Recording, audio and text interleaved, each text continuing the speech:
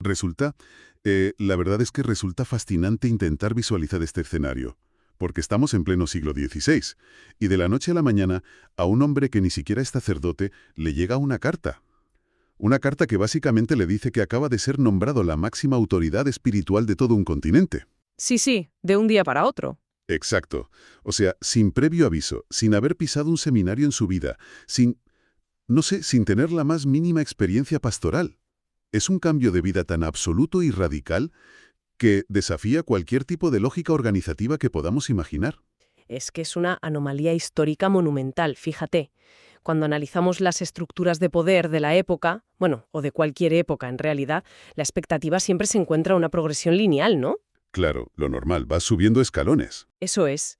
Alguien entra como novicio, se pasa décadas estudiando teología, asciende en la jerarquía paso a paso y, bueno, al final de su vida con suerte alcanza un arzobispado. Pero este caso rompe esa escalera predecible en 1000 pedazos. O sea, es un salto organizativo que hoy en día, a ver, dejaría perplejo a cualquier departamento de recursos humanos. Totalmente de locos. Y precisamente de ese salto insólito, de esa anomalía, trata nuestra inmersión profunda de hoy, porque tenemos sobre la mesa un documento excepcional que perfila la vida de una figura verdaderamente singular, cuya memoria, por cierto, se celebra el 23 de marzo. Estamos hablando de Santo Toribio de Mogrovejo. Así es. Y creo que es importante aclarar que la misión de este análisis a fondo de hoy no es simplemente pues impartir una lección de historia aburrida sobre las complejidades del virreinato del Perú, para nada. Que también tendría su tela, ¿eh? Pero no es el enfoque. Exacto. Lo que buscamos al examinar estas fuentes documentales es extraer una especie de código de liderazgo y empatía, porque estamos hablando de un hombre que, contra todo pronóstico imaginable, revolucionó por completo la comunicación institucional de su época. Y además se erigió como un defensor implacable de las poblaciones más vulnerables, en un entorno que, a ver, era estructuralmente muy hostil hacia ellas. Vale, pues vamos a desgranar esto, porque en el papel este nombramiento suena francamente absurdo. O sea, para que quienes nos escuchan puedan dimensionar la locura de esta decisión, es como si hoy en día, imagínate que seleccionan a un abogado brillante, un as en derecho mercantil de un bufete corporativo enorme en el centro de Madrid. Ajá, me hago la idea. Y de repente le dicen, oye, enhorabuena, acaba de ser nombrado jefe de cirujanos del hospital más grande de otro continente. Ah, y por cierto, el vuelo sale en unas horas, así que tiene que sacarse la carrera de medicina este fin de semana. Qué buena analogía, madre mía. Es que es tal cual, porque, según leemos en las fuentes, Toribio tuvo que recibir todas las órdenes sagradas, desde las menores hasta la consagración episcopal, a una velocidad de vértigo, solamente para poder cruzar el océano y asumir la misión.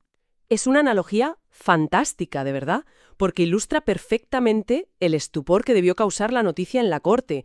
Y lo fascinante aquí es que, a primera vista, parece un error burocrático de proporciones épicas, o sea, un capricho incomprensible de la corona española y del papado. Sí, como si alguien hubiera traspapelado un expediente, ¿no? Exacto, pero si analizamos el contexto específico del virreinato del Perú en esa época, nos damos cuenta de que no hubo ningún accidente. O sea, fue una visión estratégica sumamente brillante y, sobre todo, deliberada. A ver, permíteme cuestionar eso un momento, porque me pongo en la piel de la época. Si estás enviando a alguien para ser el líder espiritual, el pastor de millones de almas, en un territorio que, recordemos, está recién conquistado y lleno de traumas muy profundos, no es un jurista la última persona que necesitas. Bueno, entiendo por qué lo dices. Quiero decir, uno pensaría que se requiere a un teólogo, alguien súper experto en el cuidado espiritual, no a un señor obsesionado con los códigos civiles y los tribunales de la Inquisición en Granada, que es donde él trabajaba. O sea, ¿qué podía aportar un abogado que justificara saltarse absolutamente todas las reglas del juego? Pues esa es exactamente la duda razonable que tendría cualquiera. Pero la clave está en entender qué era realmente el virreinato del Perú en ese momento histórico. A ver, no era una parroquia rural y tranquila en medio del campo. Era un territorio inmenso, muy salvaje en muchos aspectos, y que estaba sumido en un caos administrativo brutal. Un polvorín, vamos. Un polvorín enorme. Había tensiones feroces, constantes, entre los conquistadores originales que querían mantener su poder absoluto a toda costa. Luego tenías a los nuevos colonos que iban llegando, a los funcionarios de la corona que intentaban, pues, imponer algo de orden desde España. Y en medio de todo este desastre, los pueblos indígenas, que sufrían abusos sistemáticos y terribles. Claro, estaban en medio del fuego cruzado. Eso es. Entonces, un teólogo puro, por muy santo y muy bueno que fuera, habría sabido cómo predicar maravillosamente. Pero un jurista de alto nivel sabía cómo legislar, Ajá, ahí está la diferencia. sabía cómo estructurar instituciones reales, cómo auditar cuentas, cómo frenar la corrupción de los encomenderos usando la propia ley y cómo mediar en conflictos de poder que, literalmente, eran mortales. Entiendo por dónde vas. Es como si la corona y la iglesia hubieran llegado a la conclusión de que, a ver, no se pueden salvar almas si los cuerpos están siendo triturados por un sistema que es injusto e ilegal. Exactamente. Necesitaban a alguien que supiera redactar estatutos, que entendiera perfectamente las grietas de la ley por donde se colaban todos esos abusos.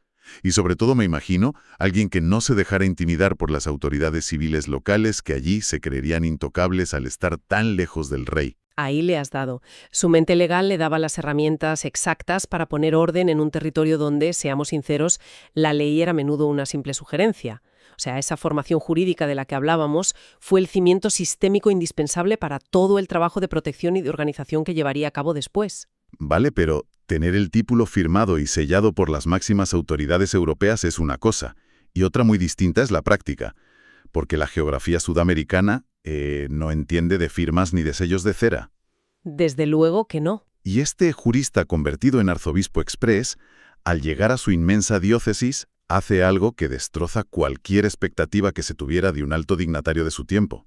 O sea, las fuentes son clarísimas en esto. Se negó rotundamente a gobernar desde un escritorio de caoba en la capital. Es que hablamos de una ruptura total y absoluta con el paradigma del poder estático.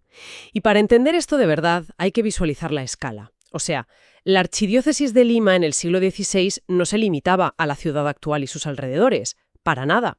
Era una jurisdicción monstruosa que abarcaba miles y miles de kilómetros cuadrados. Una locura de tamaño.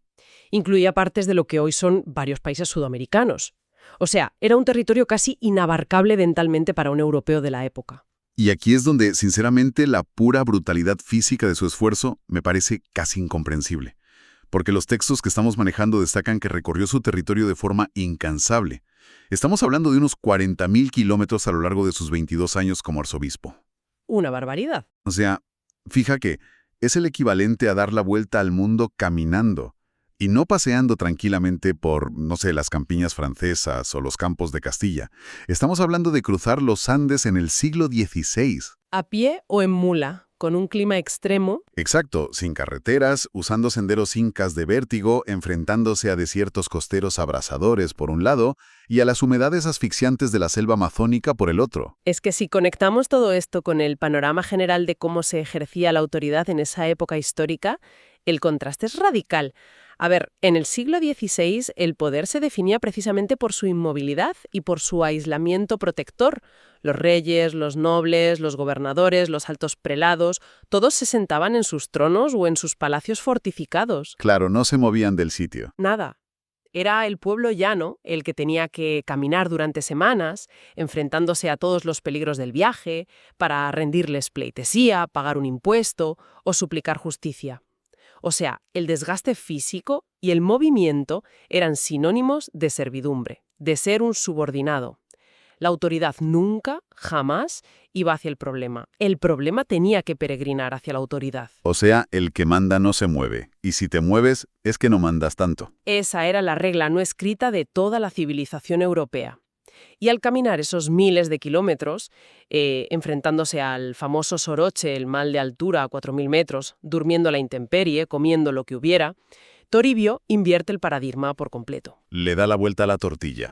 Que la verdadera autoridad no es la que espera en un palacio de Lima a que le traigan informes edulcorados. La autoridad real sale al encuentro de las personas, convierte su propio cuerpo, su propio agotamiento, en un mensaje de empatía radical. Al pisar la misma tierra polvorienta y sufrir el mismo frío que las comunidades indígenas más aisladas, fíjate que estaba validando sus existencias de una forma que 1000 decretos firmados a distancia jamás habrían logrado. El desgaste físico fue monumental, sin duda alguna.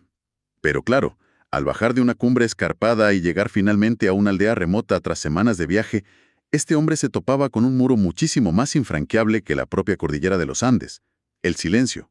El idioma, claro. Porque no servía de absolutamente nada cruzar medio continente con los pies llenos de ampollas y al llegar no podías entender ni una sola palabra de lo que te decían. Y eso nos lleva a la que las fuentes señalan como su herramienta, digamos, más transformadora. El idioma, sin duda. El texto base de nuestro análisis subraya enfáticamente que aprendió las lenguas locales para comunicarse de manera directa. O sea, no se conformó con sonreír, echar la bendición desde la incomprensión y marcharse. Se sentó a estudiar idiomas que eran estructuralmente ajenos a todo lo que él conocía. Vale. Y aquí es donde se pone realmente interesante. Y te voy a hacer de abogado del diablo por un momento. A ver, dispara. Porque logísticamente hablando, si tú eres la máxima autoridad de todo un continente, el representante directo del rey y del papa, ¿no habría sido infinitamente más fácil y más imperial, por así decirlo, imponer el castellano? Bueno, desde la óptica imperial, sí. O, en su defecto, no sé, viajar con un enorme séquito de traductores bien pagados. Al fin y al cabo, es lo que hacen los imperios a lo largo de toda la historia: obligar al conquistado a hablar la lengua del conquistador. Entonces, ¿por qué tomarse el monumental, tedioso y agotador esfuerzo intelectual de aprender lenguas supercomplejas como el quechua o el aymara a su edad y además promover la creación de materiales en esos idiomas locales? Es una objeción fundamental, la verdad. Y tienes razón, desde una perspectiva de eficiencia burocrática pura, pues la traducción simultánea o la imposición lingüística parecen el camino lógico y rápido. ¿Para qué complicarse, no? Claro, te ahorras años de estudio. Pero el documento menciona una clave que lo cambia todo. Habla de la dimensión apologética de su figura y de su obra. Apologética. A ver, normalmente asociamos esa palabra con debates teológicos larguísimos en universidades europeas, con defender dogmas frente a herejías. ¿Cómo encaja eso en las montañas de los Andes? Exacto. Hay que redefinir un poco el término para este contexto particular. En la evangelización de América, y concretamente en la mente de Toribio, la apologética no era solo defender la fe cristiana con argumentos intelectuales de salón. Era defender activamente la dignidad y la humanidad de los pueblos indígenas frente a los abusos de los colonos. ¡Wow! Y el idioma es literalmente el campo de batalla de esa defensa. O sea, aprender el idioma del otro en una dinámica de poder tan increíblemente asimétrica no es simplemente un acto de transferencia de información, es el máximo acto de respeto concebible. Totalmente. Cuando la máxima autoridad hace el esfuerzo de hablar tu lengua, con todas las dificultades, los errores y las vulnerabilidades que eso implica, te está diciendo que tu cultura tiene valor, que tu forma de conceptualizar el mundo es válida. Fíjate qué potente. O sea, el mensaje implícito no era «venid a mi mundo civilizado y aprended mis reglas», sino «yo reconozco vuestro mundo y entro en él con respeto». Eso es. Además, estoy pensando que si un indígena quería denunciar los maltratos de un terrateniente español, hacerlo a través de un traductor oficial que probablemente trabajaba para esos mismos españoles o dependía de ellos, debía de ser aterrador. Imposible, directamente. No lo harían por miedo a represalias. Claro, entonces poder hablar directamente en su idioma natal, a solas con el arzobispo, era ofrecerles un refugio seguro de verdad. Justamente. Les estaba dando voz en un sistema que estaba diseñado meticulosamente para silenciarlos.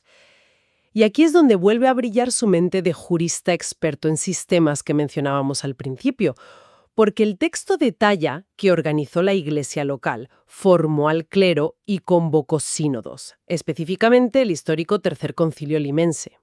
El concilio. Un sínodo o concilio local es, en esencia, una asamblea legislativa. Toribio no se limitó a aprender quechua por iniciativa personal, por ser buena gente y dejarlo ahí como una anécdota simpática. Usó su poder legal para institucionalizar esa empatía. O sea, convirtió la empatía en ley. Exactamente. Fíjate si fue importante que promovió la creación y la impresión del primer libro en Sudamérica, un catecismo trilingüe en español, quechua y aymara. Y no solo eso, Además, codificó leyes eclesiásticas que obligaban a los sacerdotes a aprender las lenguas de los pueblos a los que servían, si querían ejercer en esas parroquias. ¡Qué barbaridad, qué visión! Estaba creando un escudo institucional y legal para las poblaciones indígenas. Transformó esa compasión lingüística de la que hablábamos en un requisito sistémico, todo para evitar que el aparato eclesiástico fuera simplemente una herramienta más de dominación colonial. Es que es fascinante. Usó la burocracia, la organización de tribunales y las normativas no para oprimir desde arriba como hacían otros, sino para blindar los derechos de aquellos a los que visitaba a pie. O sea, convirtió la lengua en un puente emocional para llegar a ellos, pero simultáneamente en un escudo de titanio contra la marginación. Una estrategia brillante. Brillante. Y todo este inmerso esfuerzo histórico, logístico y organizativo del que estamos hablando encierra una filosofía de vida muy profunda.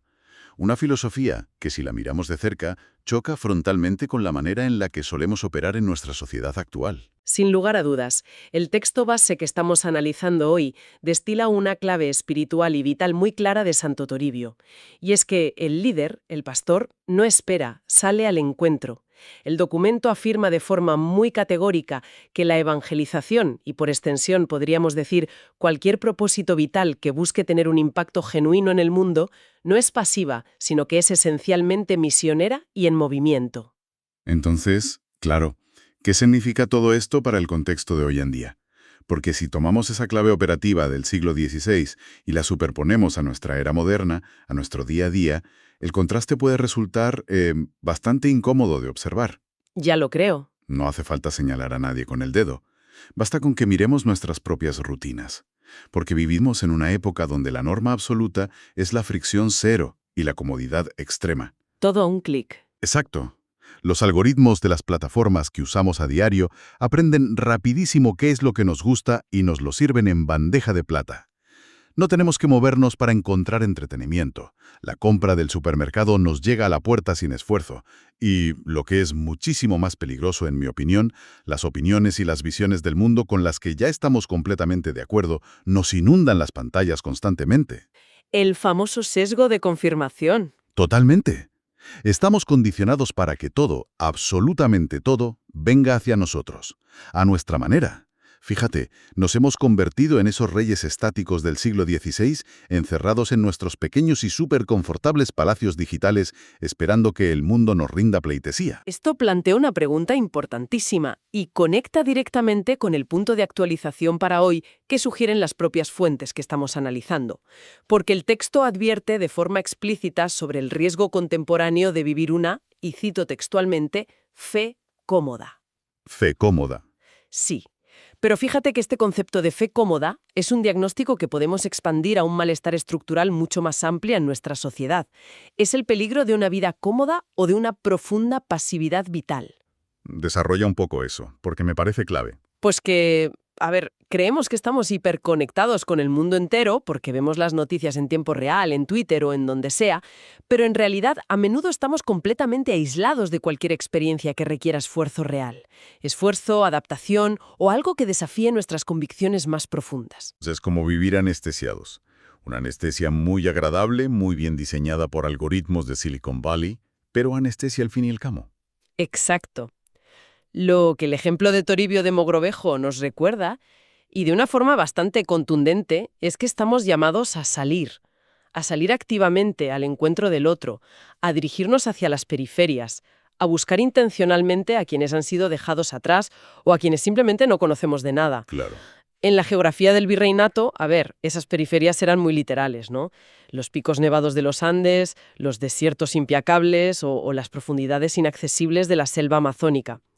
Pero hoy en día, las periferias pueden ser barrios marginados de nuestras propias ciudades, sí, pero también son sociales, ideológicas y existenciales. Periferias invisibles, pero que son muy reales, como, no sé, la inmensa epidemia de soledad que hay en las grandes ciudades o la polarización extrema que nos impide tener una conversación normal con alguien que vota diferente a nosotros, o la desconexión total que sentimos frente a realidades económicas que, como no nos afectan directamente, pues miramos para otro lado. Precisamente esas. Y salir hacia esas periferias modernas requiere un esfuerzo intencional enorme y sobre todo constante. Abandonar nuestra burbuja de confort, apagar por un momento la pantalla que nos da siempre la razón y sentarnos a escuchar, pero de verdad, a alguien que vive una realidad diametralmente opuesta a la nuestra. Exige el mismo tipo de energía humana que requiere subir una montaña a pie. Es que cansa solo de pensarlo. Ya, pero es un recordatorio contundente de que cualquier persona que busque generar un impacto positivo y real hoy en día, ya sea en su empresa, en su barrio, en su familia o en su propio desarrollo personal, no puede permitirse el lujo de la pasividad. O sea, la influencia verdadera y transformadora no se ejerce esperando sentado a que los demás vengan a darte la razón. Se ejerce yendo voluntariamente hacia donde está la fricción, la incomprensión, la necesidad o el silencio. Es una bofetada de realidad, sinceramente, pero de las buenas. Ver cómo la trayectoria de un hombre que vivió hace casi 500 años nos ofrece un diagnóstico tan preciso sobre nuestras propias carencias actuales. O sea, nos da una lección magistral sobre lo que significa de verdad la proactividad a nosotros, que nos creemos los reyes del dinamismo y de la hiperconexión. Totalmente. El recorrido que hemos hecho hoy a través de estos documentos ha sido verdaderamente revelador. Empezamos viendo cómo un experto en tribunales civiles, sin experiencia eclesiástica previa, acepta lo que parecía, a todas luces, una misión imposible y abocada al fracaso más estrepitoso. Y cómo ese mismo individuo, lejos de dejarse absorber por el inmenso poder de su nuevo estatus, rechaza de pleno las comodidades de la capital. Decide vertebrar y sanar a una sociedad superfragmentada, basándose exclusivamente en el movimiento constante, recorriendo miles de kilómetros físicos y desgastando su propia salud en el proceso. Los idiomas nativos como el quechua o el aymara, no simplemente como un truco barato de comunicación para enseñar desde arriba, sino para dotar a los marginados de una voz propia, para darles un escudo protector dentro de un sistema legal y eclesiástico que por defecto los habría ignorado o explotado vilmente. Sí, fue un escudo vital para ellos. Fue, en resumen, un despliegue incesante de acción pura, sistemática y profundamente humana. Y fíjate que el documento que ha guiado nuestra inmersión de hoy cierra con un apunte muy contemplativo. Un memoresto, que en latín significa, recuerda esto, cita una máxima muy poderosa. Ecclesiae in missione vivit, que significa la Iglesia vive en misión. Y el texto termina con una petición directa a esta figura histórica que hemos analizado hoy, diciendo: Santo Toribio de Mogrovejo, enséñanos a ser una iglesia en salida. En salida. Qué concepto tan potente. Y creo que, más allá de cuáles sean las creencias individuales o el marco religioso de cada persona que nos escuche, esa idea fundamental de que una institución, colectiva, un proyecto empresarial o incluso nuestra propia vida humana solo está verdaderamente viva cuando está en misión, cuando está en salida buscando activamente al otro y desafiando sus propios límites geográficos o mentales, es un concepto que tiene una potencia universal. Es aplicable a todo, desde luego. Lo que nos lleva, basándonos en todo lo que hemos extraído de estas páginas históricas, a plantear una reflexión final para llevarnos hoy con nosotros y darle unas vueltas. Al principio de este análisis, hablábamos de esa famosa escalera profesional, de esos caminos predecibles, lógicos y cómodos que tanto nos afanamos en construir y que tanto nos tranquilizan por las noches. Pero observando el impacto tectónico que tuvo el simple acto de romper ese molde estático, de verdad que merece la pena detenernos un segundo y preguntarnos sobre nuestra propia realidad. A ver qué nos planteas. Pues mira, ¿qué parte de nuestras rutinas diarias, de nuestras relaciones personales o de nuestras carreras profesionales se ha quedado estancada, acumulando polvo en esa ciudad de la comodidad? ¿Cuál es ese idioma desconocido, que puede ser esa forma de pensar o esa realidad ajena de alguien de nuestro propio entorno, que nos negamos sistemáticamente a aprender por simple pereza mental? O, lo que es aún más importante, ¿cuál es esa periferia remota, ese territorio incómodo de nuestra vida hacia el que deberíamos empezar a caminar mañana mismo, a pie y sin atajos, para recuperar el sentido y el propósito de lo que hacemos? ¡Wow! Es, sin ninguna duda, una de esas preguntas incómodas, pero súper necesarias, que merece la pena llevarse a casa y pensar con calma delante de un café. Idea revolucionaria de mantenernos siempre en salida, resonando en el aire, terminamos nuestra inmersión profunda de hoy. Ha sido un análisis verdaderamente apasionante y, la verdad, lleno de sorpresas. Gracias inmensas a quienes nos han acompañado al otro lado durante este tiempo, prestando su atención y su curiosidad para desgranar juntos las asombrosas lecciones que esconden estos rincones de la historia y del comportamiento humano. Hasta el próximo análisis a fondo.